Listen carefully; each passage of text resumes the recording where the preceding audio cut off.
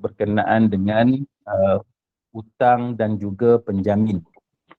Sebagaimana yang kita tahu, boleh dikatakan kita semua ini terlibat dengan hutang. Ada di antara kita hutangnya adalah melibatkan hire purchase agreement, seperti sewa beli kenderaan, ataupun dalam Islamic banking disebut sebagai aitab al-ijarah thumma al-bay'. Ataupun mungkin di kalangan kita ini juga yang biasanya termasuklah kita terlibat dengan hutang seperti home financing dan pembiayaan perumahan. Kita buat kita ada hutang sebab kita beli rumah. Yang mana bila kita beli rumah ni dia macam-macam lah kontrak, seperti musyarakah mutanaqisah kan, macam-macam lah yang disediakan oleh institusi keuangan. Dan ataupun boleh juga melibatkan soal seperti pinjaman pelajaran ataupun hutang-hutang biasa kita dengan kawan, hutang RM50 dan hutang RM100 dan seumpamanya. Jadi itu adalah perkara yang lazim yang berlaku di kalangan kita. Jadi pada pagi ini apa yang saya akan kongsi dengan sahabat-sahabat sekalian ialah selain daripada kita akan membicarakan tentang orang yang berhutang itu sendiri, bagaimana peringatan-peringatan dalam agama terhadap orang yang berhutang. Satu lagi ialah apa yang diajar oleh agama kepada pemiutang, kepada orang yang memberi hutang. Kita akan belajar pada pagi ini tentang adab dalam membayar hutang. Kita juga akan belajar tentang adab kita menuntut hutang atau meminta orang yang berhutang itu untuk membuat repayment, kan, pembayaran semula, pembayaran balik. Dan juga kita akan belajar pada pagi ini berkenaan dengan garantor, penjamin. Biasalah kalau pinjaman pelajaran sebagai contoh ataupun melibatkan hutang seperti kenderaan ataupun rumah, kadang-kadang kita ni tak berapa layak, maka pihak institusi keuangan mensyaratkan supaya peminjam tu, kita sebagai contohnya, kita dikendaki ada penjamin. Jadi bagaimana pula tanggungjawab penjamin itu di sisi hukum syarak. Jadi ini antara perkara yang saya akan sentuh seberengkas pada pagi ini.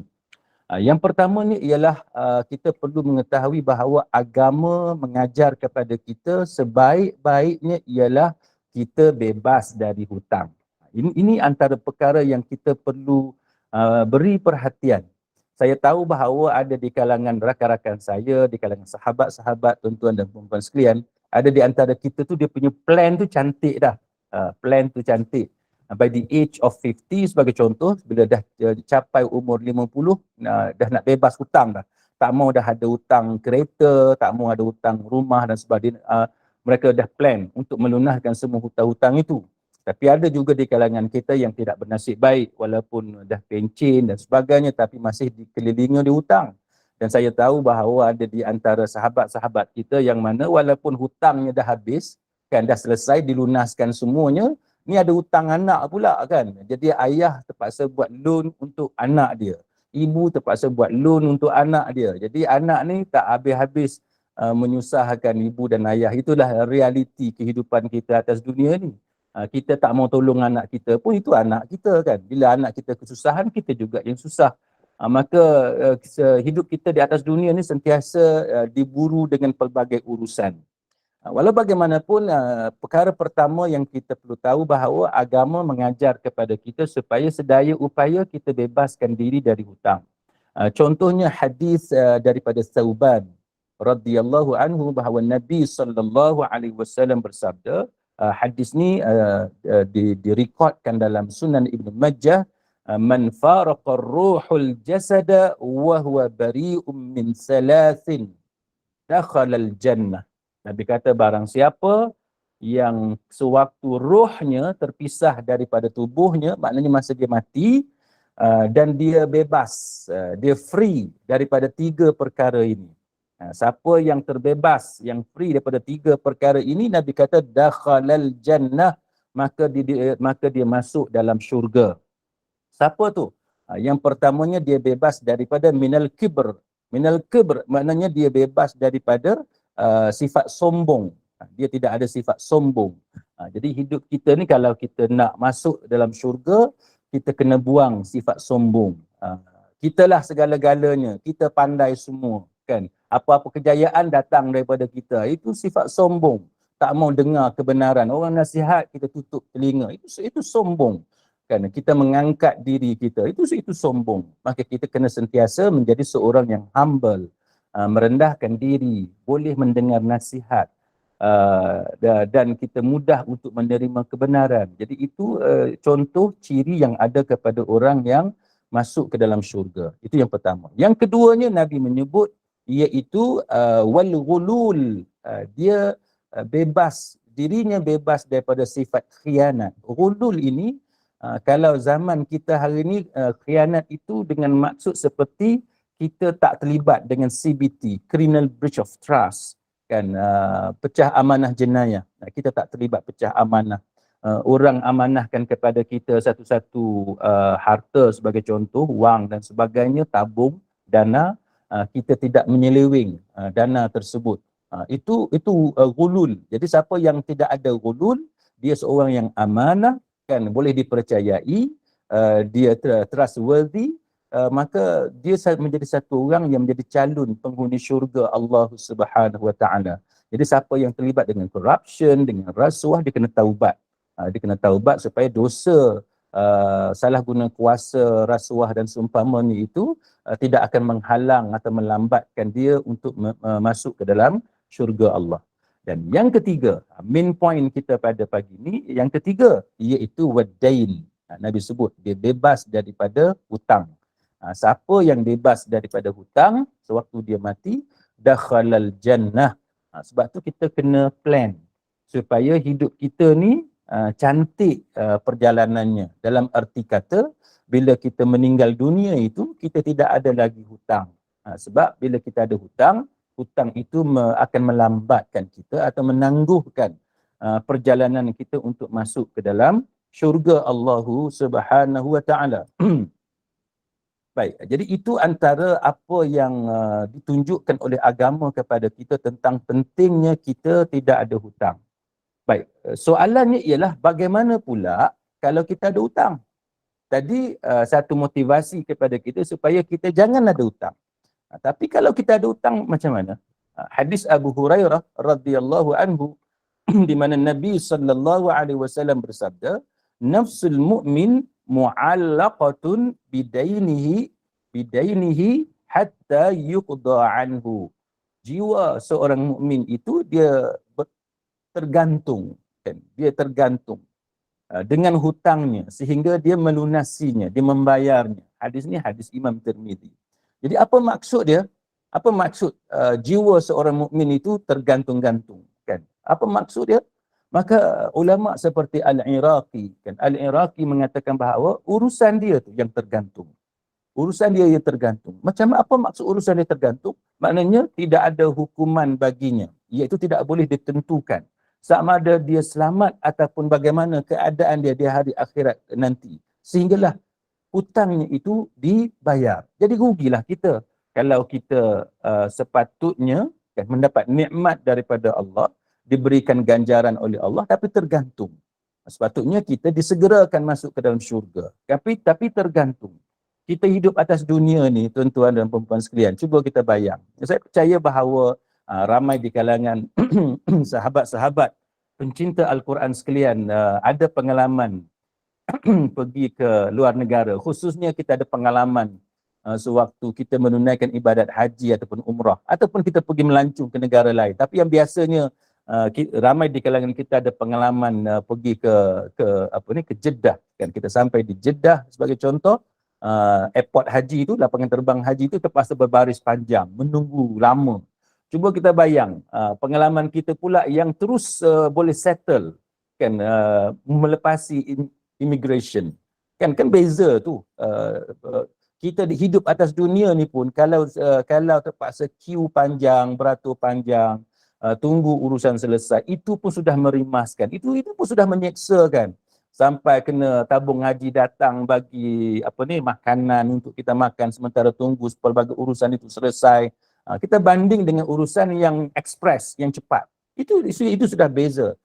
Jadi di atas dunia pun kita boleh rasa bagaimana susah dan azabnya kalau kita terpaksa menunggu queue panjang dan berbaris panjang. Berbeza dengan apabila segala urusan itu dipercepatkan. Maka kalau atas dunia pun itu sudah menyeksakan kita, cuba bayang kalau di hari akhirat nanti. Maka sebab itu Al-Iraqi mengatakan bahawa hadis itu bermaksud di hari akhirat nanti antara perkara yang kita tak mahu berlaku kepada kita ialah urusan kita tergantung-gantung. Jadi lambat untuk diselesaikan di hari akhirat nanti. Jadi semua pengalaman kita atas dunia ini mengajar kepada kita apa sikap kita yang sepatutnya dalam kita menghayati ajaran agama.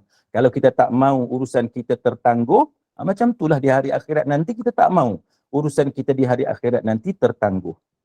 Baik. Kemudian, yang ni yang biasa berlaku. Kan? Orang yang pinjam duit dengan kita, dia memang pinjam duit tu dia bukan niat nak pinjam. Kan, from the very beginning, dari awal-awal lagi dia niat bukan nak pinjam, dia niat nak ambil duit kita, dia tak mau bayar.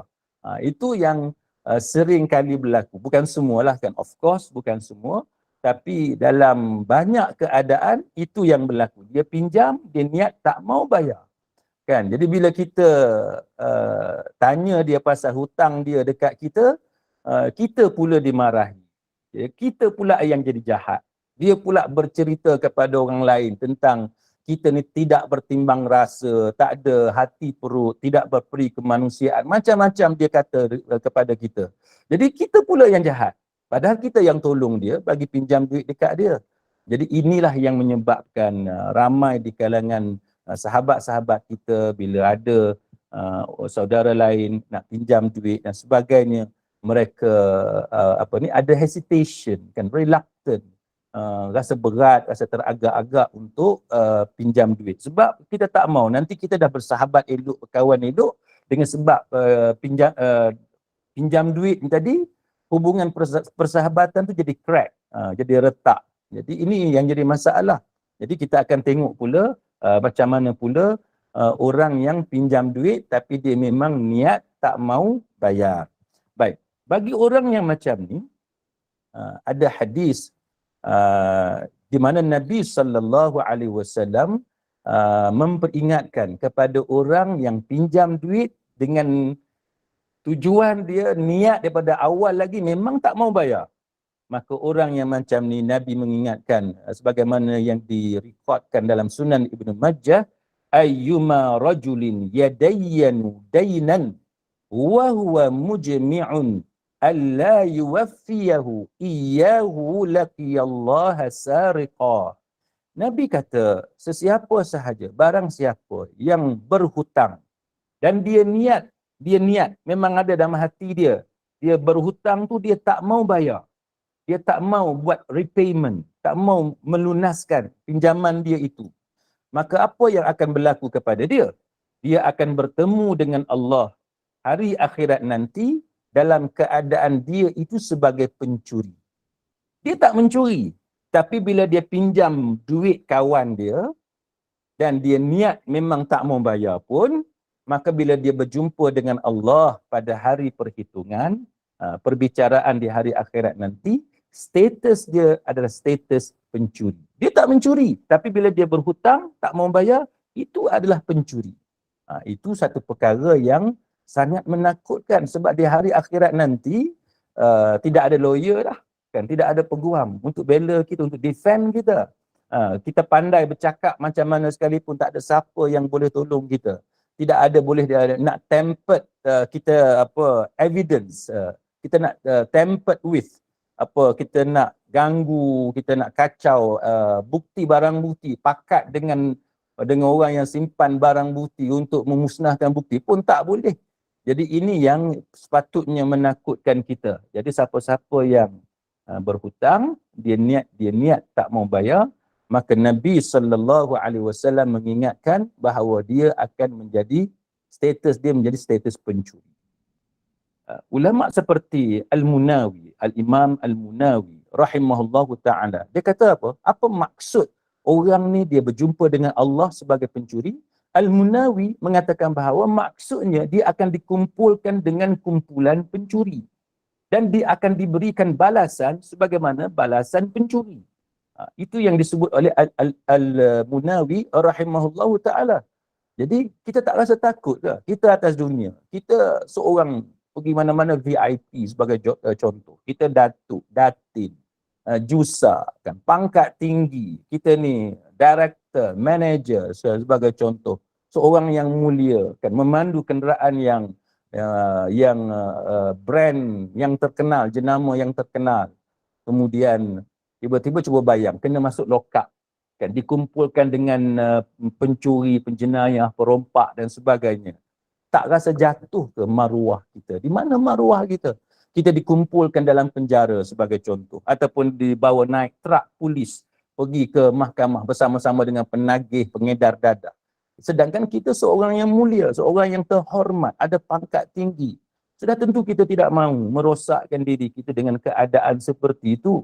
Maka kalau di atas dunia pun kita tak mau dikumpulkan dalam lokap bersama-sama dengan pencuri, perompak, penjenayah. Atas dunia pun kita tak mau dikumpulkan dalam penjara bersama-sama dengan hardcore criminals dan sebagainya. Maka apatah lagi kita di hari akhirat nanti, kita tak mau kita dikumpulkan bersama dengan penjenayah seperti pencuri, sebab kita bukan pencuri. Tapi dengan sebab kita pinjam duit adik-beradik kita, duit kawan kita, pinjam memang niat daripada awal tak mau bayar, maka itu pencuri. Maka kita kena hati-hati. Jangan pandang mudah, jangan take for granted pinjaman, hutang semua ni. Walaupun dia tu kawan kita, adik-beradik. Ramai di kalangan kita kalau terkena bab hutang ni, dia terkena dengan kawan baik. Sebab kawan baik, kita percaya. Kan? Ada kenalan saya, duit pencen dia yang dia dan juga duit saving dia dalam ratusan ribu lah juga. Kan, ratusan ribu. Jadi best friend dia mengalami masalah perniagaan, minta tolong dengan dia. Dan dia tanpa teragak-agak, dia tak fikir panjang, sebab tu best friend dia daripada kecil berkawan apa semua, maka dia tolong kawan dia bagi pinjam. Jumlah dia ratusan ribu lah. Jadi apa yang berlaku? Sekarang ni bergaduh. Tak boleh berjumpa sebab kawan dia tak boleh bayar. Mungkin kawan dia bukan niat tak mau bayar pun, tapi bila ada masalah nak bayar balik tak boleh, maka berlakulah perbalahan, pergaduhan. Jadi itu antara benda yang menakutkan kita sebenarnya, persahabatan yang begitu lama, kan, yang begitu akrab, tapi dengan sebab hutang akhirnya jadi musuh. Sama juga dengan adik-beradik. Ramai di kalangan kita juga terkena dengan abang dia, dengan adik dia, dengan kakak dia. Sebab apa? Dia adik kita, dia abang kita, kita percaya pada dia. Jadi bila dia nak pinjam duit, kita bagi. Tapi bila time nak bayar, macam-macam alasan menyebabkan hubungan adik-beradik jadi tidak elok. Jadi campur tangan mak dengan ayah dan sebagainya. Jadi ini keadaan yang berlaku kepada kita di atas dunia. Baik. Kemudian dalam hadis yang lain, hadis ni hadis Bukhari, Nabi SAW bersabda, "Man akhadha amwalan nasi yuridu itlafaha atlafahu Allah." Barang siapa yang ambil harta manusia dengan niat untuk menghancurkannya, menghilangkannya, merosakkannya, maka Allah Ta'ala juga akan menghancurkan dirinya.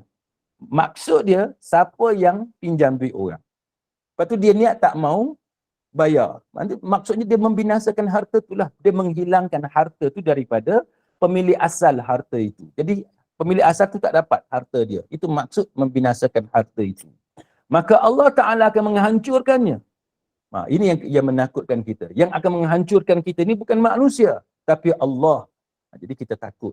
Sebab azab daripada Allah, dan hukuman daripada Allah, lebih-lebih lagi apabila dia berlaku di hari akhirat, itu sangat mengerikan. Sangat menakutkan. Malah, untuk urusan di atas dunia, bagi sesiapa yang ada hutang, kita kena ingat apa yang dilakukan oleh Nabi SAW.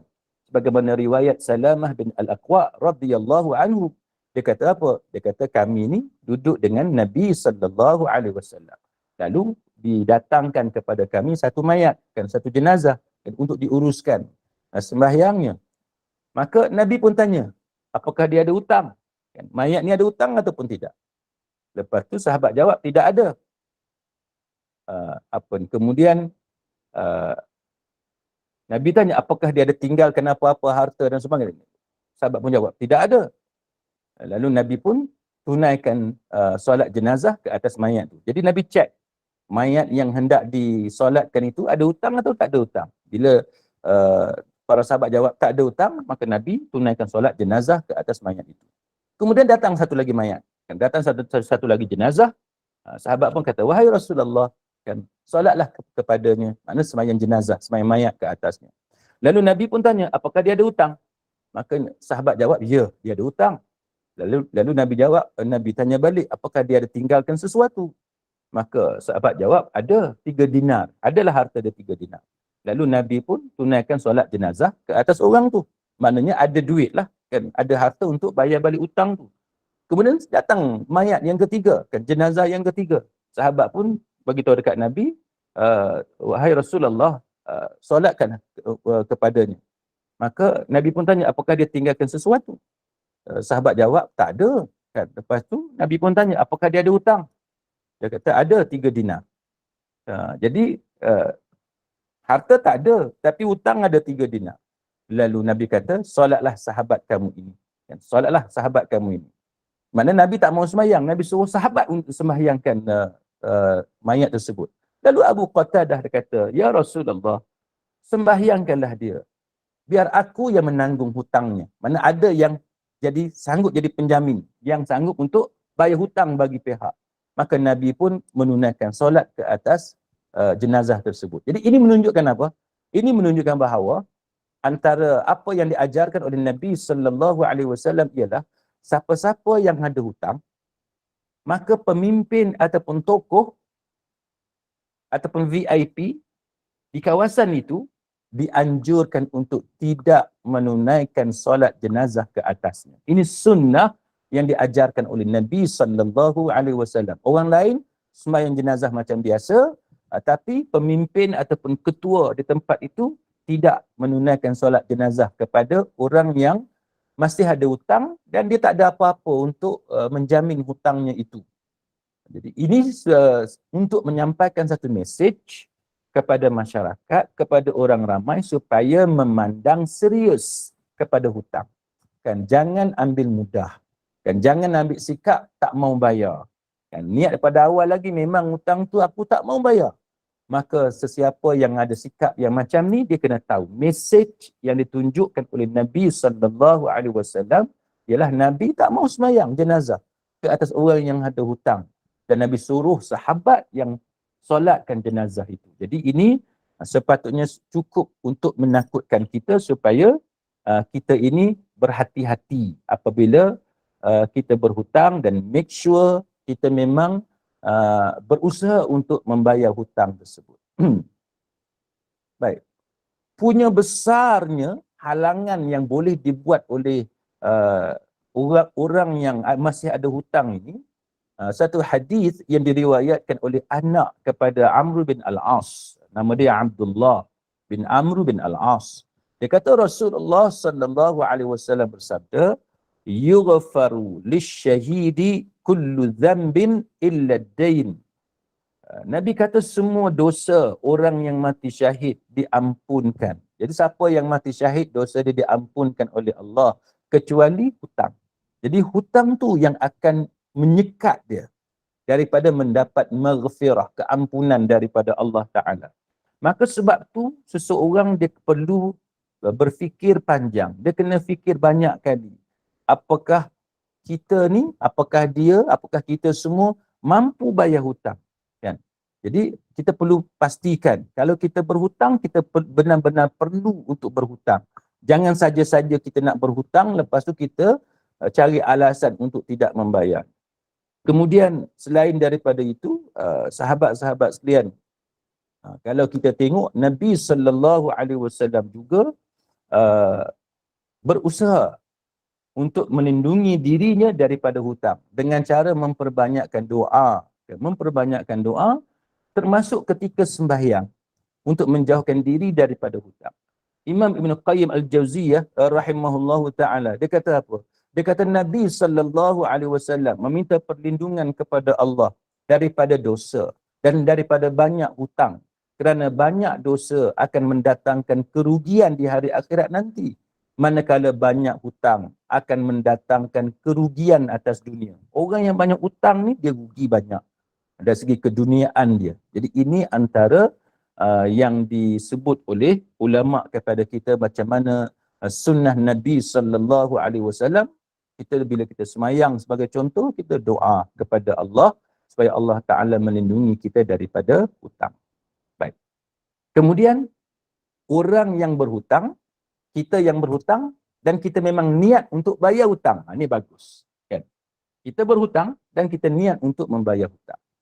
Apabila kita belajar dalam muamalat, Islamic finance ataupun Islamic banking, kita akan jumpa satu istilah. Bila kita belajar fiqh muamalat sebagai contoh, kita akan jumpa satu istilah dipanggil qardu hasan. Al-qardul hasan. Apa dia qardu hasan ni?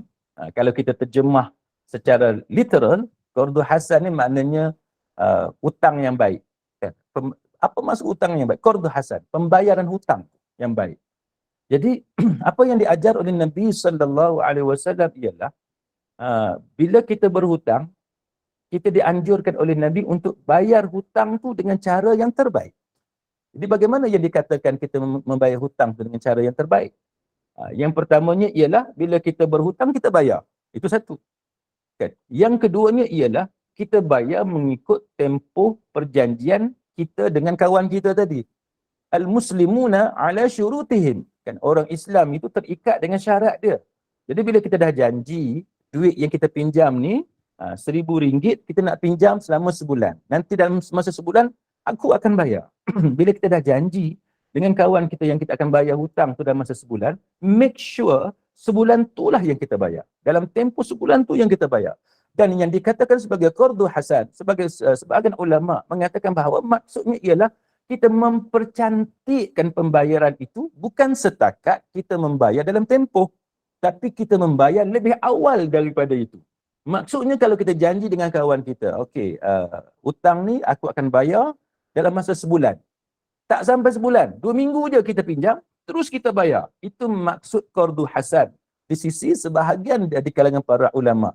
Jadi kita bayar lebih awal daripada tempohnya. Jangan tunggu saat-saat akhir dekat sebulan ataupun tepat sebulan baru bayar. Bukan kata tak bagus yang tu bagus. Tapi yang lagi bagus ialah kita lebih awal daripada itu kita bayar. Ini antara ethics, kan, adab, kan, etika pembayaran hutang yang diajarkan oleh agama kepada kita. Kan cantik tu. Bila kita buat macam tu, orang pun suka untuk bagi pinjam kepada kita. Sebab dia tahu kita menunaikan janji, bukan saja menunaikan janji, malah kita lebih cepat daripada apa yang kita janji. Janji nak bayar setahun. After few months, kita dah bayar dah hutang tersebut. Jadi kawan-kawan kita pun tahu kita adalah seorang yang boleh dipercayai. Itu yang pertama. Yang kedua, sebagian ulama kata qardu hasan itu dengan sebab kita bila kita berhutang dengan kawan kita, kita bayar lebih. Kita bayar lebih. Kalau kita berhutang 1,000, kita bayar 1,100. Kan? Kita tak janji apa-apa. Kalau janji apa-apa sebelum sewaktu kontrak itu riba. Kan? Itu jadi interest. Itu haram. Itu forbidden, prohibited. Tak boleh. Kan? Kalau kita letakkan syarat sewaktu kita pinjam tu untuk bayar lebih, berapa persen sebagai contoh, itu riba. Tapi yang ini kita tak janji apa-apa. Kan 1,000 bayar 1,000 dan masa sebulan dalam 1,000 tu akan dibayar. Kan 1,000 juga. Tak lebih pun. Tapi masa kita bayar tu kita top up. Kita tambah 100, kita tambah RM50 dan sebagainya. Kita bagi apa-apalah kepada orang yang bagi pinjam duit kepada kita itu, maka itu digalakkan dalam agama. Jadi cantik, hubungan tu cantik. Orang pun seronok dengan kita. Walaupun dia tak minta dengan kita lebih, tapi kita untuk kenang budi baiknya, kan, jasanya yang tolong kita masa kita susah. Dan memang agama pun mengajar kepada kita sifat-sifat seperti gratitude, kan, menghargai kebaikan orang dan sebagainya, bagi hadiah kepada orang. Maka itu antara perkara yang baik. dan itu akan menyebabkan orang suka kepada kita dan dia tidak akan rasa ragu-ragu dengan kita kalau next time kita perlukan bantuannya. Dia tahu bahawa track record kita bagus, kan pinjam duit 1,000, dia bayar balik 1,100 walaupun tak janji apa-apa. Jadi ini antara perkara yang perlu kita perhalusi apabila kita menjadi orang yang berhutang dan kita disuruh membayar hutang tu dengan cara yang baik. Jadi apa yang penting ialah kita mesti ada niat untuk membayar hutang. Baik. Timbul soalan. Macam mana kalau kita berhutang tapi kita tidak sempat bayar hutang? Apakah kita termasuk di kalangan orang yang dikatakan rohnya tergantung ataupun urusan dia tergantung selepas kematiannya? Ini antara soalan. Kita ada hutang. Kita ada hutang. Dan kita tak mau hutang tu, kita nak bayar hutang tu. Maka kita pun bayarlah 100 sebulan ke, 1,000 sebulan ke, kita bayar juga. Walaupun hutang tu banyak, tapi kita make sure kita bayar. Baik. Tiba-tiba kita meninggal dunia. Macam mana? Jadi ini antara perkara yang bermain dalam fikiran sebahagian daripada kita. Baik, untuk menjawab soalan ini ada hadis daripada isteri Nabi, Ummul Mukminin, nama dia Maimunah. Hadis ni hadis Maimunah. Kanat tadanu daynan faqala laha ba'du ahliha la taf'ali wa ankara dhalika 'alayha qalat bala inni sami'tu nabi wa khalili sallallahu alaihi wasallam yaqul ma min muslim yaddanu daynan ya'lamu Allah minhu annahu yuridu ada'ahu illa addahu Allah anhu fid dunya.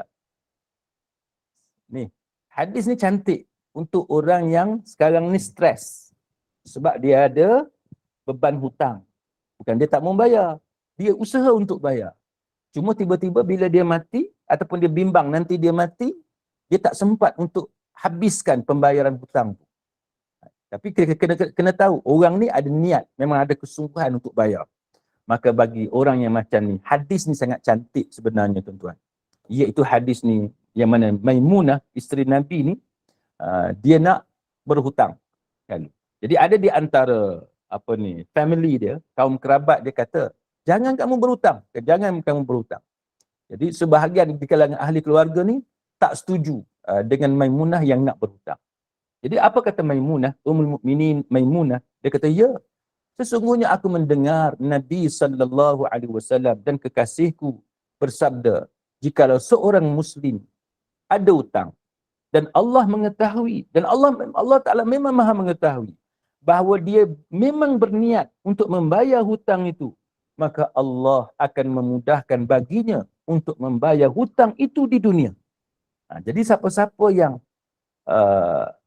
ada hutang dan sekarang dia stres dengan hutang, dan kita tahulah, na'udzubillah, kita minta lindung dengan Allah Ta'ala, ada orang yang dibebankan dengan bebanan hutang, dia stres sampai tahap kemurungan, depression dan sebagainya, dan kita boleh baca dalam media, dalam televisyen dan sebagainya, laporan berita ada orang yang membunuh diri, na'udzubillah, kerana tidak tertanggung dengan bebanan hutang ke keliling pinggang dan sebagainya. Orang tu minta hutang, orang ni minta hutang. Ini hadis ini memberi semangat kepada kita. Kalau kita ada hutang yang banyak, tapi kita sentiasa berusaha untuk bayar, kita memang ada niat yang sungguh-sungguh untuk bayar, maka Allah Ta'ala akan tolong kita. Allah Ta'ala akan tolong kita. Jadi kita jangan sampai kita stres tu sampai merosakkan diri kita. Kan? Diri kita ni amanah daripada Allah. Ya, stres benda yang biasa, tapi kita kena manage, kena uruskan tekanan itu dengan cara yang baik supaya tekanan tadi, stres itu tidak merosakkan kesihatan kita. Jangan sampai tekanan di tempat kerja, tekanan hutang, tekanan masalah keluarga dan sebagainya sehingga menyebabkan mengganggu kesihatan mental kita. Jadi ini semua amanah. Kan tubuh kita ni amanah daripada Allah Ta'ala untuk kita jaga. Baik. Kemudiannya ada satu lagi hadis. Hadis ni hadis Abdullah bin Ja'far. Inna Allaha ma'adda'ini hatta yaqdiya daynahu ma lam yakun fima yakrahu Allah. Allah Ta'ala akan bersama yakni Allah Ta'ala akan bagi bantuan, pertolongan kepada orang yang berhutang, yang mana dia nak bayar hutang dia, hati dia memang sungguh-sungguh nak bayar hutang, maka Allah Ta'ala akan tolong dia sehingga dia membayar hutang itu selama hutang itu tidak termasuk dalam perkara yang dilarang oleh Allah Subhanahu Wa Ta'ala. Siapa yang buat pinjaman benda-benda yang haram, itu tak boleh lah, yang tak termasuk dalam hadis ni.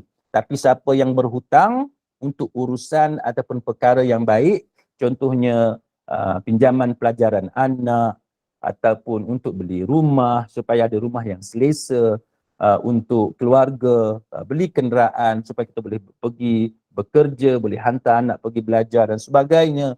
Maka hutang-hutang yang baik itu, yang bukan yang diharamkan oleh Allah, maka kita memang niat untuk bayar, Allah Ta'ala akan tolong kita. Jadi ini good news, kan, berita gembira untuk orang yang ada hutang. Jangan stres teruk-teruk sangat sampai merosakkan kesihatan mental kita, jangan. Jadi kita kena tenang. Yang penting kita memang ada niat hati kita, Allah Ta'ala tahu kita memang tak suka hutang dan kita nak bayar hutang, dan kita berusaha, kan, sedaya upaya kita untuk bayar hutang.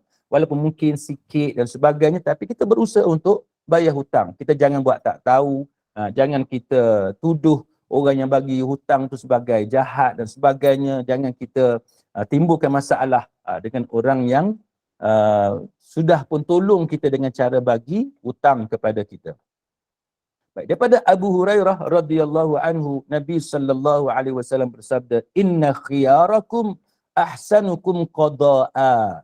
Sesungguhnya yang paling baik di antara kamu adalah yang paling baik dalam membayar hutang. Yang ni yang kita kena tahu.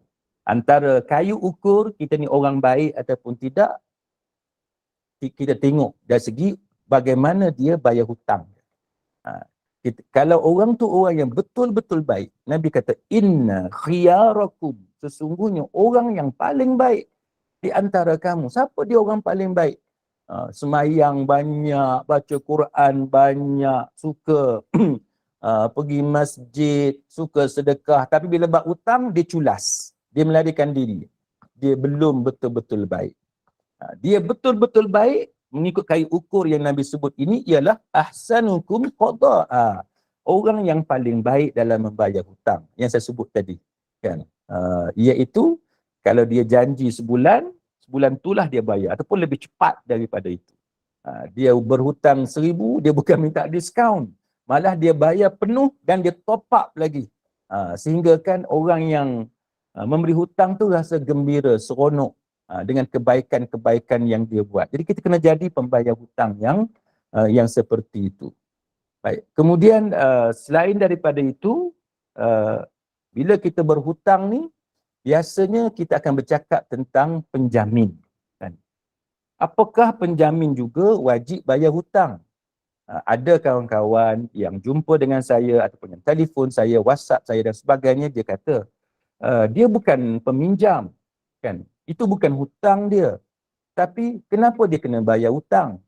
Jadi saya pun tanya dia, tuan ada jadi guarantor ke, jadi penjamin? Dia kata, ya, dia hanya penjamin. Tapi kenapa dia kena bayar hutang? Jadi ini antara salah faham yang seringkali berlaku dalam masyarakat kita. Baik, untuk pengetahuan sahabat-sahabat semua, walaupun hutang tu bukan hutang kita, tapi bila kita jamin hutang seseorang, maka tanggungjawab bayar hutang tu juga terletak di atas bahu kita. Sebab itu nama dia jamin. Kita jamin hutang orang tu. Kalau kita tak mau diganggu dengan urusan hutang seseorang, maka kita jangan jadi penjamin. Bila kita tak mau jadi penjamin, saya percaya ada di antara kita yang akan cakap, susahlah nanti bergaduh adik-beradik. Itu abang kita ni, adik kita tu, jiran kita ni, kawan baik kita. Kan kalau kita tak jamin, nanti kita bergaduh dengan dia. Jawapan saya, tuan-tuan dan puan-puan sekalian, ialah lebih baik kita bergaduh sekarang daripada bergaduh kemudian pasal hutang tu. Yang tu lagi dahsyat. Bergaduh sekarang dengan sebab kita keberatan untuk jadi penjamin dia tu lebih baik berbanding dengan kita kemudiannya bergaduh pasal hutang. Jadi kena fikir semasak-masaknya, baik buruk apabila kita jadi guarantor, jadi penjamin. Baik. Ada di antara kita yang kata ni bukan ajaran Islam. Sebenarnya ini termasuk dalam ajaran Islam. Bila kita belajar fiqh muamalat, fiqh muamalat, kita belajar apa dipanggil sebagai Islamic Banking and Finance, kita akan jumpa tajuk-tajuk dalam Islamic Banking and Finance itu seperti tajuk Ad-Daman, kan? Tajuk Ad-Daman, tajuk Kafalah. Ini antara tajuk yang berkaitan dengan penjamin kepada hutang. Daman maksud dia satu kontrak, satu akad yang mengikat seseorang itu untuk membayar hutang, yang mana hutang tu asalnya hutang orang lain. Tapi kalau dia in default of payment, in default of repayment, dia gagal bayar balik hutang tu, maka dia jamin. Penjamin ni dia jamin, dia akan bayar hutang tersebut. Maka sebab tu tuan-tuan dan puan-puan kena tahu bila kata penjamin tu, apa maksud penjamin? Penjamin maksudnya ialah kalau dalam kontrak doman, bila kawan tu gagal bayar, maka kita yang kena bayar. Sebab tu saya kata tadi, lebih baik bergaduh sekarang daripada bergaduh kemudian. Ini disebut juga dalam kitab-kitab fiqh mazhab Syafi'i. Contohnya Al-Mu'tamad fil Fiqh Syafi'i, antara kitab contemporary berkenaan dengan fiqh dalam mazhab Syafi'i. Cuma dari segi undang-undang kita sekarang ni, dia ada beza lah undang-undang kita sekarang ni. Kalau dahulu pihak apa yang kita kata creditor, kan, pihak yang memberi pinjam, dia akan kejar dua-dua. Peminjam pun dia hambat, dia tuntut, dengan guarantor pun dia tuntut. Tapi bagi sesiapa yang menjadi social guarantor maknanya penjamin sosial. Apa maksud penjamin sosial? Contohnya pinjaman pelajaran, kan. Katalah kawan kita, anak dia masuk universiti dan dia perlukan penjamin, kan. Dua orang penjamin.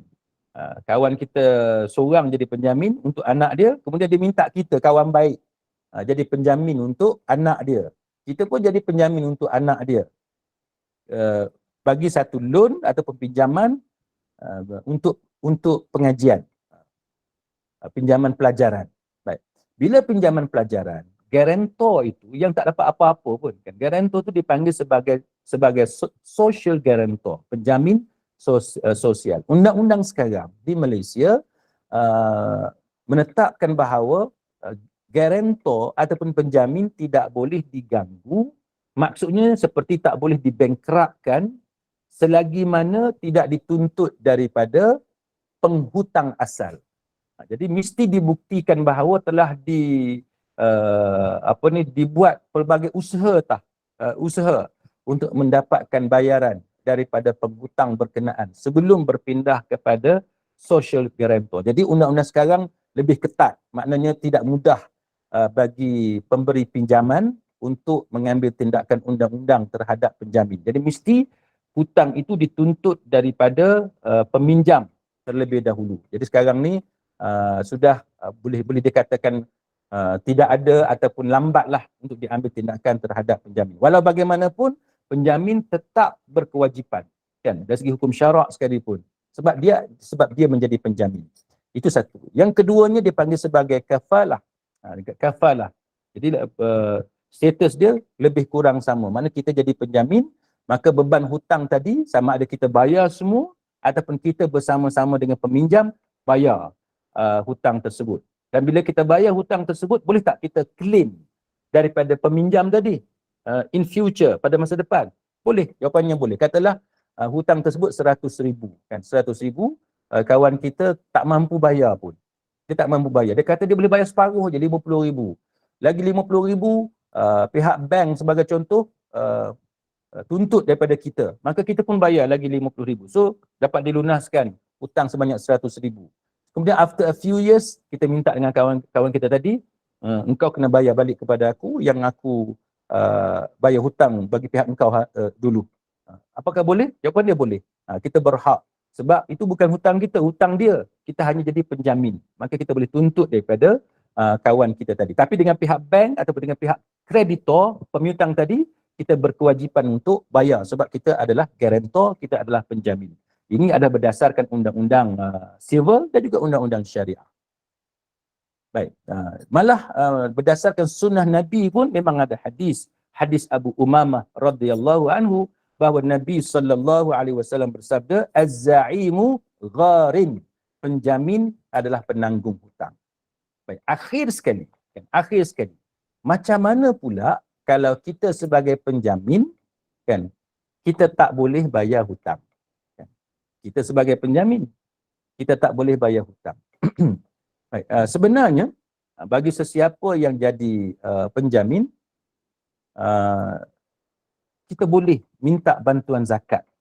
Bila kita dah susah, kan, kita nak lepaskan diri daripada hutang tersebut, dia ada asnaf. Dalam bab zakat ni dia panggil asnaf al-gharimin. Kan.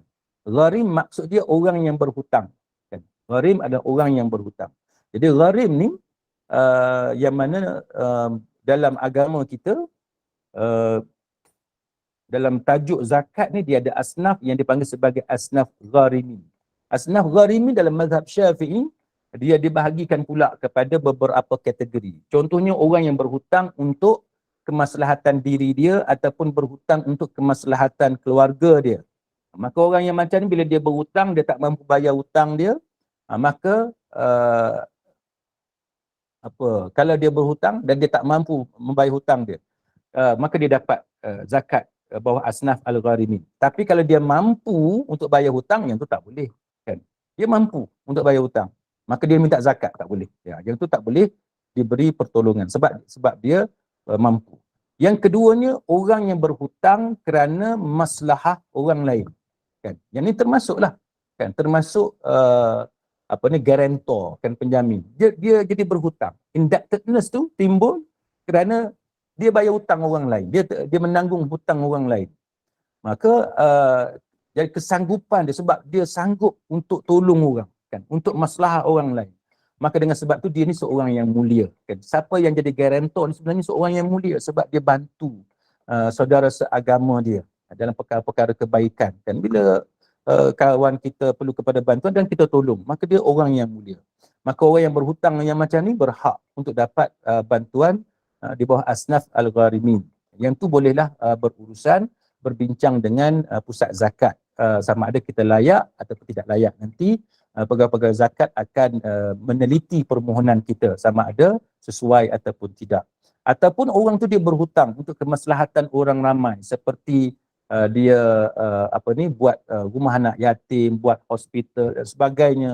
Maka ini juga boleh diberikan bantuan zakat. Jadi sebab itu kita mengatakan bahawa siapa yang menjadi penjamin, katalah akhirnya dia mengalami kesusahan. Dan dia mengalami kesusahan kerana dia tolong orang yang berhutang. Dia jadi guarantor. Kemudian dia pula dengan sebab dia jadi guarantor dia susah. Maka dia dapat bantuan zakat di bawah asnaf al-gharimin. Jadi penjamin dan juga orang yang berhutang yang dijamin berada dalam keadaan dia tak mampu untuk bayar hutang, maka dia layak dapat zakat bawah asnaf al-gharimin. Kalau penjamin tu tak mampu untuk bayar hutang, tapi orang yang berhutang tu mampu, maka penjamin layak terima zakat jikalau dia menjamin tanpa kebenaran orang yang berhutang.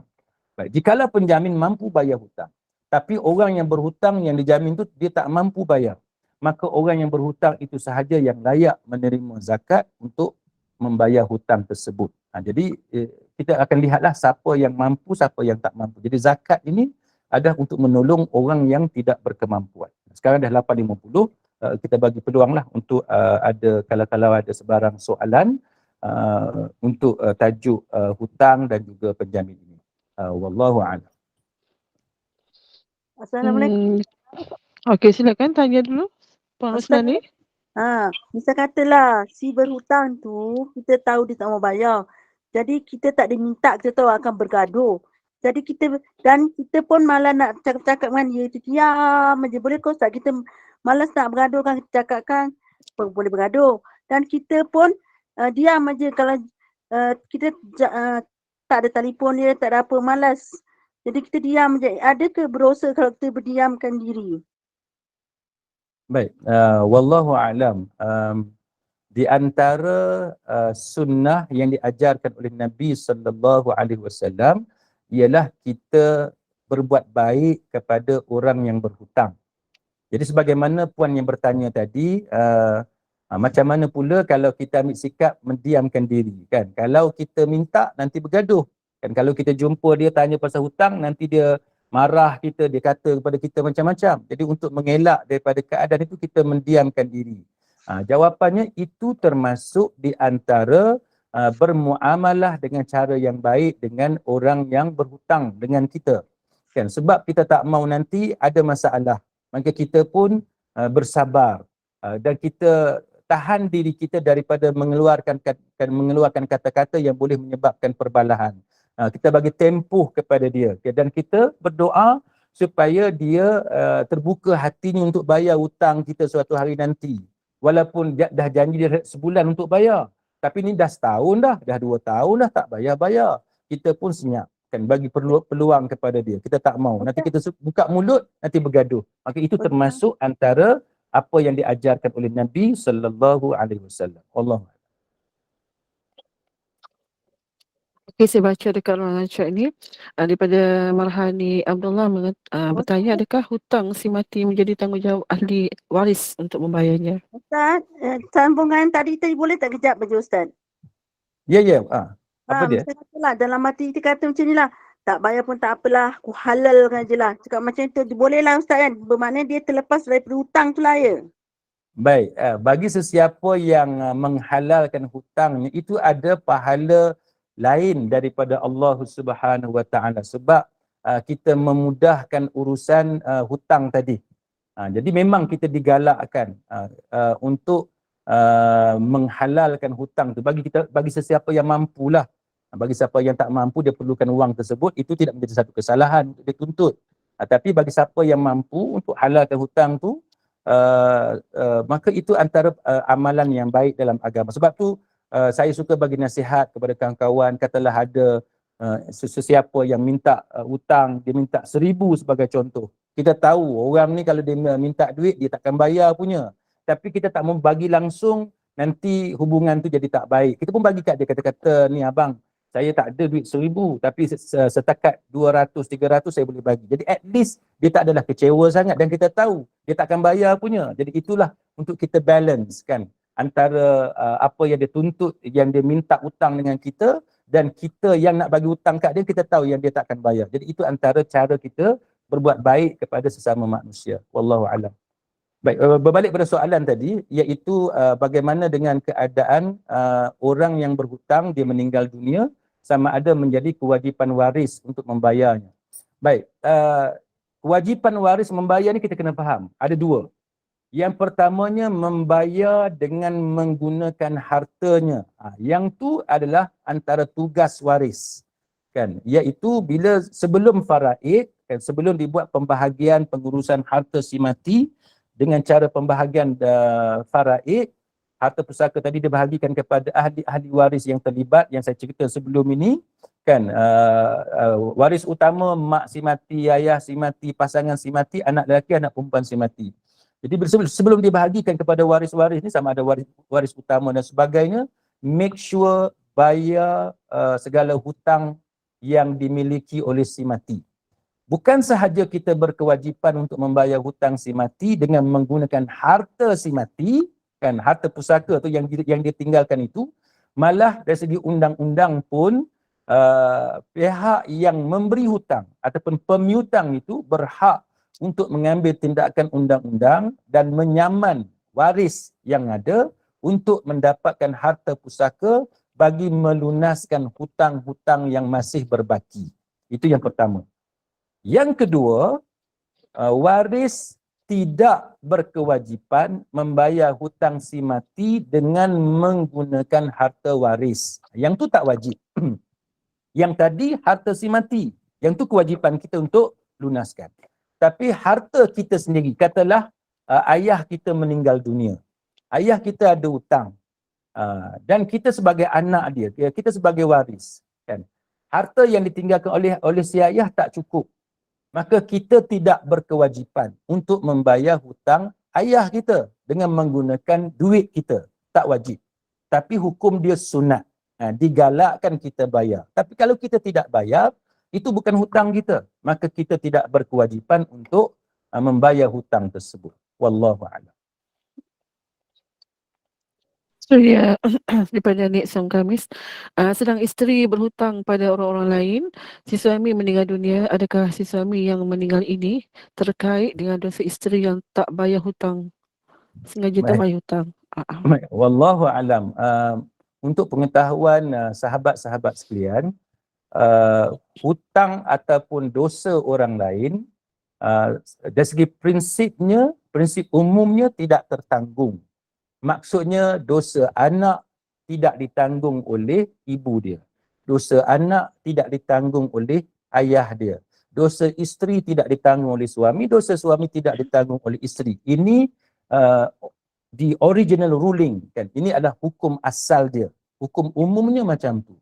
Cuma dalam beberapa keadaan, ya ada ketikanya kita menanggung dosa ataupun menanggung hutang. Contohnya apa dia? Iaitu contohnya kita jadi guarantor, baru kita menanggung hutang. Ataupun dosa tadi kita nampak depan kita, anak kita buat dosa, suami kita buat dosa, isteri kita buat dosa, kita diamkan sahaja. Kita tak tegur pun, kita redha. Kan kita suka pula, maka kita menanggung dosa tersebut. Jadi itu maksud menanggung dosa yang kita perlu bagi penjelasan. Jadi berbalik kepada soalan tadi, jikalau isteri tidak membayar hutang, apakah suami, sebagai contoh, suami menanggung dosa ataupun tidak, menanggung hutang itu tersebut ataupun tidak apabila dia meninggal dunia? Jawapannya, dia tidak menanggung dosa ataupun hutang si isteri tadi. Kan? Kecuali dia yang menyebabkan hutang tersebut. Kalau dia yang menyebabkan hutang tersebut, contohnya dia yang paksa isteri dia buat hutang, menggunakan nama isterinya untuk apply loan dengan bank dan sebagainya, maka tertanggung ke atasnya. Tapi kalau hutang tersebut tidak ada kaitan dengan dirinya, maka dia tidak tertanggung. Wallahualam. Daripada Nur Faridah, Assalamualaikum Ustaz. Jika orang berhutang pada kita, tapi kita niat dalam hati, jika aku mati, aku halalkan. Tapi kita tak beritahu pada si hutang, boleh ke macam tu Ustaz? Baik, wallahualam. Jawapan dia boleh. Sebab itu hak kita. Kitalah yang menentukan sama ada kita nak tuntut ataupun tidak. Jadi macam tu kita halalkan dia dengan cara bersyarat. Kan kita halal dengan cara bersyarat. Maknanya atas dunia, selagi kita hidup, kalau dia bayar kita ambil duit hutang tersebut. Tapi kalau kita meninggal dunia, kita tak mahu ada kaitan apa-apa, malah kita mengharapkan pahala daripada Allah sebab kita halalkan hutang itu, maka itu digalakkan dalam agama. Wallahualam. Daripada Azana Osman, Ustaz, kakak saya ada kawan dia tiru signature dia untuk jadi guarantor tanpa kakak tahu, dan si penghutang tu tak bayar hutang tu. Sedar-sedar kakak dah kena blacklist, kawan tu pun dah menghilang. Macam mana nak buat tu? Adakah kakak dipertanggungjawabkan atas hutang tu di hadapan Allah nanti? Bolehkah dia minta zakat? Baik, wallahu alam. Untuk kes penipuan, fraud, tipu tanda tangan dan seumpamanya, oleh sebab itu bukan kesalahan kita, itu adalah kesalahan pihak lain. Maka kita tidak menanggung dosa hutang yang tidak berbayar itu. Kan kita tidak menanggung hutang tersebut sebab itu bukan kesalahan kita, itu kesalahan pihak lain yang jahat, yang menipu. Cuma dari segi undang-undang, apabila ada penipuan seperti itu, kita yang perlu membuat aduan dan perlu membuktikan bahawa tanda tangan itu bukan tanda tangan kita. Jadi kita perlu membawa pakar yang terlibat, kita kena mengemukakan expert evidence, bukti pakar, keterangan pakar untuk membuktikan bahawa signature itu adalah ditiru. Tapi sebagaimana yang kita sedia maklum, sebab proses perundangan ni dia agak kompleks, complicated, panjang dan sebagainya, kan, kemudiannya costly, mahal, kan. Jadi itu yang menyebabkan ada halangan-halangan di pihak yang teraniaya untuk membela kes dia. Jadi apa yang berlaku ini antaranya ialah orang yang baik menjadi mangsa keadaan, jadi mangsa penipuan. Itu perkara yang banyak berlaku sekarang ni dengan scammers dan sebagainya. Maka kalau kita gagal membuktikan, walaupun kita mangsa sebenarnya, maka itu tertanggung ke atas kita dari segi urusan dunia. Ya, urusan dunia itu tertanggung ke atas kita, tapi kita tidak bersalah. Allah Ta'ala maha mengetahui. Dan musibah seperti ini, apabila kita mengharunginya dengan sabar, maka kita diberikan pahala. oleh Allah Subhanahu wa taala. Wallahu a'lam. Daripada Sudirah, Ustaz, bagaimana kedudukan pinjaman pelajaran? Dah pernah ke pejabat nak bayar hutang. Mereka kata data ledger hilang, banyak kali call, tak ada perkembangan. Macam mana kedudukan yang berhutang? Baik, wallahu a'lam, antara masalah juga yang berlaku di kalangan kita ialah pinjaman yang mana pihak yang memberi pinjam tu dia hilang rekod, dia hilang rekod. Tak kiralah pinjaman pelajaran dan sebagainya. Jadi memang tugas kita adalah untuk membayar hutang tersebut. Jadi kita bayarlah mengikut sebagaimana yang telah ditetapkan. Tapi masalah sekarang ni rekod tu tidak ada, menyebabkan pihak yang menjadi pemiutang dia tak boleh nak terima duit kita. Maka dalam keadaan itu bukan salah kita. Kita hanya menunggu masa sahaja. Kalau tiba satu masa dia kata dia jumpa rekod dan sebagainya, kita bayar balik. Sebab kita tak boleh bayar macam tu sahaja, sebab dari segi pengurusannya memang mereka perlu rekodkan semua duit ni duit apa yang masuk dan sebagainya. Maka itu bukan salah kita. Jadi mudah-mudahan itu kita anggap sebagai rezeki daripada Allah Subhanahu wa taala, tapi kita jangan niat untuk tidak bayar kan. Jadi kita bersedia bila-bila masa untuk membayarnya apabila mereka dapat mengemaskini rekod ataupun menjumpai semula rekod yang ada. Wallahu. Soalan dari Nora Zita. Kita ada hutang tapi kita dapat nak bayar, dia menghilang. Macam mana nak bayar hutang tu? Baik, wallahu alam. Kita ada hutang dengan seseorang, tetapi pemilik hutang tersebut menghilangkan diri ataupun gagal dikesan. Kita ada beberapa pilihan. Sekurang-kurangnya kita ada dua pilihan. Sama ada kita tunggu sehingga kita menjumpai pemiutang itu, ataupun kalau kita rasa mungkin kita takkan jumpa dia dah, kalau kita tunggu lama pun kita takkan jumpa dia, kita buat amal kebajikan bagi pihak si pemiutang itu. Contohnya kita berhutang RM1,000. Jadi kita tak jumpa dia dah after 4-5 years, kita rasa dari segi logik akalnya takkan jumpa dia dah. Dia mungkin dah tak dapat dikesan, berpindah dan sebagainya. Maka kita dengan duit RM1,000 tadi, kita bagi kepada sekolah ataupun masjid dan sebagainya dengan niat pahala itu untuk pemiutang tadi. Mudah-mudahan ada pahala daripada Allah Subhanahu wa taala. Wallahu. Dan soalan daripada Aisyah. Ustaz, nak tanya, saya ada kawan berhutang dengan saya RM3,000 lebih, tapi dah bayar RM3,000 tapi ada baki lagi. So, saya malas tak tanya. Tapi kawan saya tu buat senyap je. Macam mana, Ustaz? Wallahu alam. Itu terpulang pada puan lah. Let's say ada baki lagi 500. Kan dia hutang 3,500. Dia ingat 3,000 je. Itu benda biasalah kan. Orang yang berhutang dia lupa hutang dia. Orang yang bagi hutang dia akan ingat sampai bila-bila hutang dia. Itu juga berlaku pada sesiapa juga. Saya pun macam tu juga kan. Jadi dia lupa yang baki beberapa ratus tadi, maka itu terpulang kepada kita lah. Kalau kita nak tuntut dan kita rasa kita sanggup suarakan yang baki tu, kita bagi tahu dekat dia yang dia ada hutang begini-begini. Sebab tu dalam agama disunatkan kepada kita untuk tulis kan. Disunatkan kepada kita untuk tulis. Maksud tulis tu kita rekodkan sama ada atas kertas, guna smartphone, email, apa-apa sahajalah device ataupun instrument, mekanisme yang ada, yang available untuk kita. Tapi apa yang kita tahu, orang yang macam ni dia lupa ataupun dia sengaja buat lupa kan. Dia hutang banyak, dia nak bayar sikit, maka yang tu discretion puan untuk puan minta ataupun puan halalkan. Wallahu a'lam. Terusnya, soalan terakhir. Salam Ustaz, bagaimana dengan gaji yang tak dibayar? Bagaimana dengan gaji yang tak dibayar? Sedangkan sekarang dia sudah mampu dan saya pula tak berkemampuan mencari mereka. Terima kasih. Baik, wallahu alam.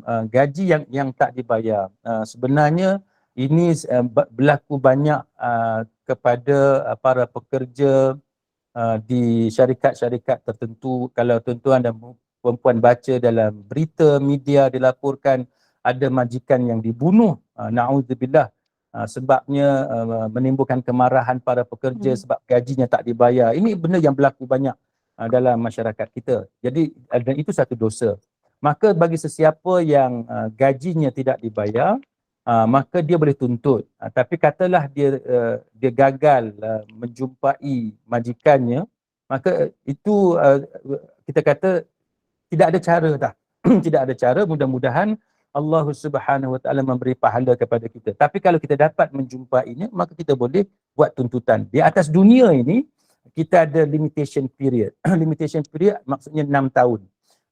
Limitation period 6 tahun, 6 years. Jadi kalau hutang tersebut lebih daripada 6 tahun, kita berkemungkinan besar akan terhalang dengan limitation period. Jadi make sure, pastikan kalau ada apa-apa isu dari segi perundangan, kita filekan kes dalam tempoh sebelum berakhir 6 tahun daripada perkara itu berlaku.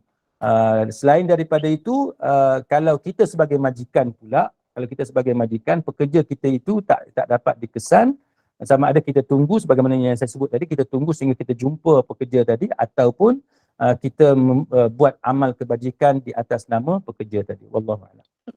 Okay, soalan daripada Kak Nur. Silakan Kak Nur. Assalamualaikum Ustaz. Waalaikumsalam warahmatullahi. Saya pencerahan dari Ustaz tadi, jika kita tak jika orang tu tak boleh bayar hutang, jadi kita halalkan, itu adalah yang terbaik. Betul Ustaz?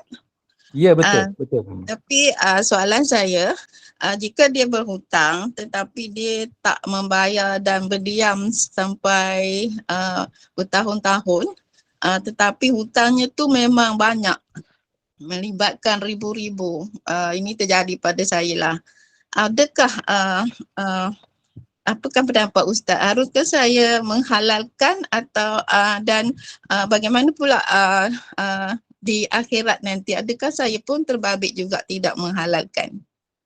Sekian, itu je. Baik, wallahu alam.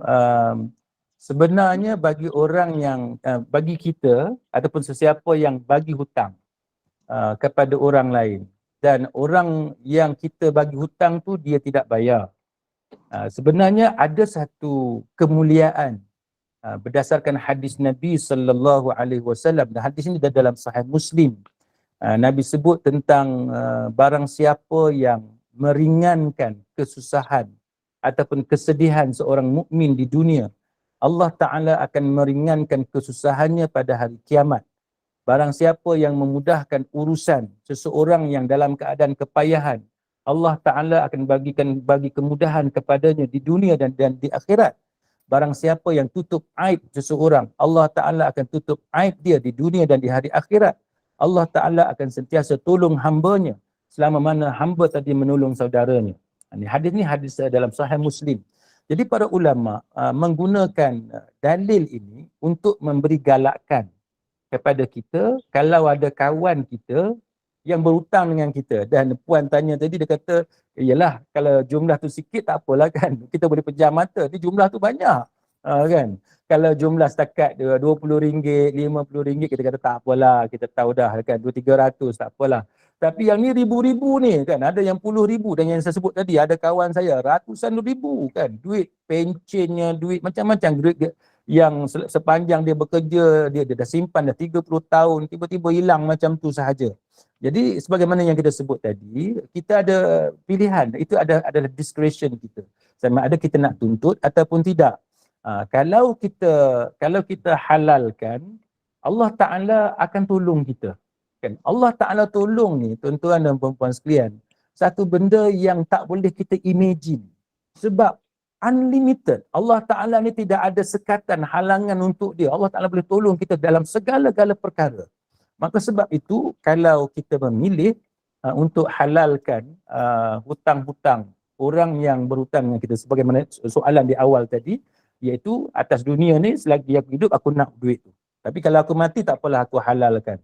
Maka dia akan dapat pahala yang besar daripada Allah Subhanahu Wa Taala kerana kesanggupan dia untuk melepaskan saudaranya. Tapi pada masa yang sama, kalau dia tak halal, itu hak dia.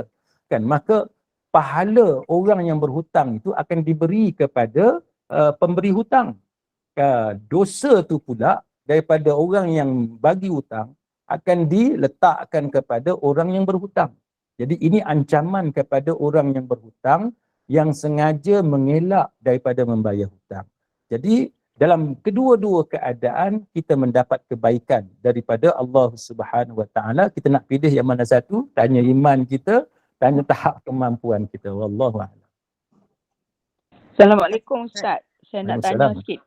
Ya, ya. Yang ni bukan pasal, it's not hutang lah. Dia macam ni, saya nak buat kenduri, jadi saya bayar deposit 2,000 dekat caterer tu kan. Caterer. Lepas tu masa COVID tu, dah PKP semua tu, so tak jadilah. And then tak jadi buatlah kenduri tu dengan dia. Lepas tu saya tak minta dalam masa 2 tahun tu, saya tahu, saya faham sebab dia tak ada bisnes apa semua, so saya tak minta balik. And satu lagi we all tak ada terms tau, we all tak ada janji macam black and white. Apa akan jadi pada deposit tu should one of the parties macam breach contract ke apa-apa lah kan. Tapi saya faham macam PKP ni kita dua-dua pihak tak dapat mengelakkan kan. Macam saya pun bukan saja saya tak mau buat, dia pun memang dia tak mau buat. Tapi bila dah lepas PKP tu, saya tengok dia punya business dah pick up, dah banyak orang duk ambil catering dekat dia apa semua. So sajalah saya saya WhatsApp dekat dia, saya minta balik lah deposit 2,000 tu kan. Dia just kept quiet sampai sekarang dah dekat berapa, almost 1 year dah dia diam.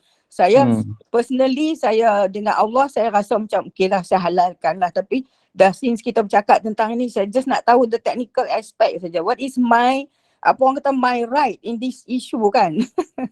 Dan dia memang tak ada black and white punya ni lah kan, perjanjian lah kira. Tapi dia diam aja, ada 2,000 aja, dia masuk banyak, dia punya satu kontrak puluh ribu kan kalau dia nak bayar. Ataupun mungkin dia boleh bagi sikit, kata okay saya bayar kat kau sebulan 300 ke, I'm willing to accept kan, anything as long just to facilitate him lah. Tapi dia diam terus, sediam-diamnya. Baik, wallahu alam. Dia macam ni, macam puan yang tanya tu, apa dia sebut tadilah kan, macam puan sebut, benda tu kita tak ada black and white kan. Tapi dalam perkara yang tak ada black and white, kita pakai al-adah muhakkamah kan. Jadi adat amalan setempat tu itu akan diambil kira. Baik, saya sebut beberapa contoh. Katalah macam jual beli rumah ataupun tanah kan, ada duit deposit. Dalam tempoh 3 months, kalau kita tak selesaikan balance 90%, maka yang 10% tu burn, akan diambil oleh penjual. Yang tu kita semua tahu kan, yang tu dah standard dah, mana-mana SNP, Sale and Purchase Agreement, jual beli rumah tanah memang macam tu. Penjual berhak untuk rampas. Baik, tapi dalam kes yang puan tanya tadi, ni kita dengan caterer kan, kita nak buat kenduri dan kita bagi deposit. Nah, duit deposit tadi 2,000 sebagai contoh. Baik. Bila tidak ada black and white dan tidak ada standard yang ditetapkan berkenaan dengan duit deposit tadi, dia bergantung kepada beberapa sudut. Yang pertamanya ialah kita tahu bahawa semasa PKP baru ni, benda tu tak boleh elak macam puan sebutlah. Kita sendiri pun tahu, yang si caterer pun tahu kan. Bukan salah dia, bukan salah kita. Dari segi law of contract, dari segi undang-undang kontrak, itu disebut sebagai act of God. Disebut sebagai act of God. Kalau kita dalam ajaran Islam ni, kita panggil takdir lah. Takdir daripada Allah. Qaddarallah wa ma sya'a fa'al. Jadi dalam undang-undang civil dan juga dalam Islamic law, apabila melibatkan act of God, kan, takdir daripada Allah Ta'ala, benda yang kita tak boleh nak elak ni, maka dia adalah beberapa kita kata amalan. Sebagai contohnya yang puan sebut tadi, maka sepatutnya dia pulangkan duit tersebut, sebab bukan salah puan pun. Jadi duit 2,000 tu menjadi hutang, kecuali dia boleh buktikan bahawa 2,000 tu dia telah gunakan untuk dia mempersiapkan barang-barang. Contohnya dia dah beli dah raw materials kan, bahan-bahan mentah dia dah beli. So dia rugi kalau dia pulangkan balik 2,000. Jadi itu kita perlu lihat kepada bukti-bukti yang ada, sebab dalam kes yang macam ni memanglah setiap orang ada dakwaan masing-masing. Puan dakwa puan dengan version puan, your version. Kemudian caterer pula dia ada version dia. Jadi kalau di mahkamah, dua-dua pihak perlu bagi bukti. Tapi kalau kita tak masuk mahkamah, ialah 2,000 kan. Kita pun kadang-kadang 2,000 ni pun kita bukan nak masuk mahkamah pun. Benda kecil saja. Tapi kedua-dua pihak perlu jujur lah, dan kita pun hairan macam puan sebut kenapa dia diam kan. Jadi itu terpulang pada puan boleh tuntut. Tapi kalau puan nak tuntut di mahkamah pun boleh dipanggil sebagai small claims ataupun tuntutan kecil. Apa-apa tuntutan bawah RM5,000 tidak boleh guna lawyer. Memang tak dibenarkan guna lawyer.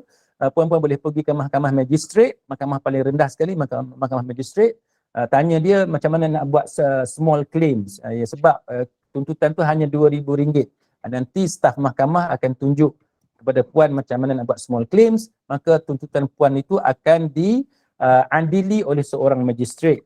Seorang magistrate kelas pertama, dia akan teliti tuntutan puan dan dia akan dengar version daripada kedua-dua belah pihak. Wallahu a'lam. Baik, terima kasih Tak semua. apalah, saya Dan halalkanlah Ustaz. Kerana Allah. Halal senang lah, Halal, RM2,000 kan. Saja saya Kita nak bukan- tahu saja the situation kan, technical dia tu. Okey, yelah, terima kasih banyak. Yelah RM2,000 tu kita tak miskin pun dengan sebab RM2,000 tu kan. Tapi kita nak kadang-kadang tahu sakit hati dia. lah. Sakit Yes. hati lah juga kan. Faham. And also kita nak nasihat, nak bagi info dekat kawan-kawan lain kalau terkena macam tu lagi kan. Ya, betul. Okey. Terima kasih Ana. Baik, Assalamualaikum. baik, terima kasih. Waalaikumsalam. Terima kasih jazakallahu khair Al-Fadhil Ustaz Dr. Ahmad Khairani atas pencerahan dan perkongsian yang cukup padat dan penting buat kita semua tentang hutang itu tadi, dan wajiblah bayar hutang meskipun ia tidak dituntut. Dan semoga perkongsian ini itu tadi sedikit sebanyak dapat membantu memberikan penjelasan dan kefahaman buat kita semua. Dan dari pihak pengurusan juga mohon maaf jika ada salah bicara daripada saya. Yang semula ditanya oleh Allah SWT, dan teruskanlah bersama-sama dengan saya sebentar lagi untuk membaca surah Al-Rahman dan juga surah Al-Kahfi. Dan Ustaz mohon tutup tangguhkan majlis kita dengan tasbih kafarah dan surah